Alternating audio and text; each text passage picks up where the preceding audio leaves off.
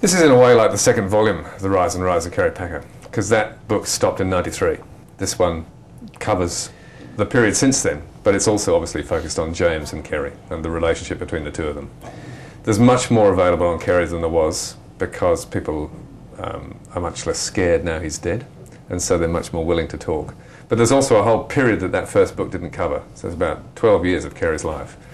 And also the whole relationship between James and Kerry that the first book didn't cover. So this book is about really father and son, and about what it's like to have Kerry Packer as your father. And it would have been incredibly hard. I mean, he was an immensely dominant person. He tried to love his son but didn't really know how. And so he competed with James, and he liked to beat him, and he very rarely encouraged him and very rarely praised him. And so James is absolutely desperate for approval, and has, I think, spent his whole life trying to get his father's approval, and continues to do so even now Kerry's dead. I think Rennie Rivkin used to say that James and Kerry's relationship was a love-hate relationship, and probably more hate than love.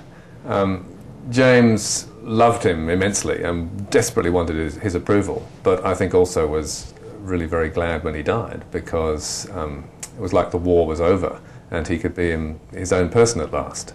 I mean, James was, 38 years old when Kerry died, and still not allowed to run the company. He's got his father, on top of him in business, and on top of him in a way in his personal life as well. Most people get away from their parents much earlier than the age of 38. James had to wait until he was 38, until he was allowed to run the business. That's a long time to wait.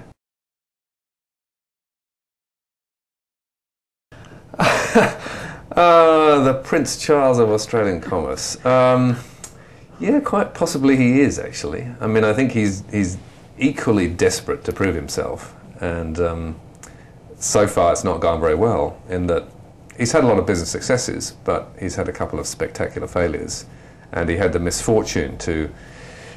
misfortune to inherit the Packer empire on the eve of one of the biggest, well, perhaps the biggest global financial crisis we've ever seen.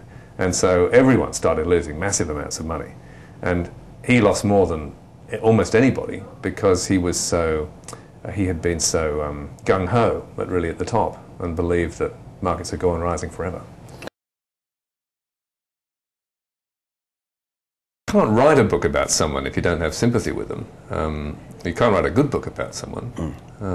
I certainly have sympathy for James, as I had sympathy for Kerry. I think in some ways their lives are quite similar. They both had these difficult or impossible fathers who made their lives incredibly hard, and both really did quite well, considering. And James, certainly, I feel sorry for him. Someone said to me, he's a nice boy born into the wrong family, and he's probably not cut out for what he does. He's not so tough as Kerry, and I think he has this great feeling of responsibility, that he mustn't lose all the money, a bit like Kerry did.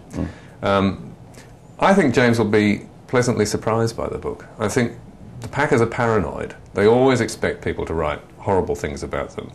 There's no need to write horrible things about the Packers. They're so interesting. Why would you want to be cruel about them? They do their own job. They are fantastically interesting people who do crazy things.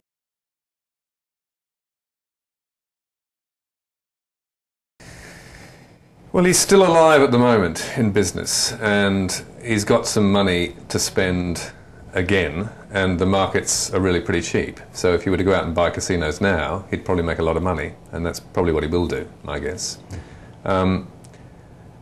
He may well make a lot of money, and he may well eventually be very, very rich again. I mean, he's very rich, but super rich again. My concern about James is about his judgment. I think he believes too easily, and I think he believes in people, and he believes in pots of gold.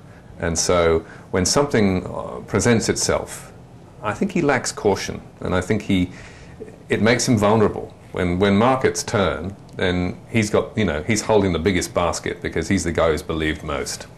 Anyone who believes in Scientology, it seems to me, you've got to question their judgment.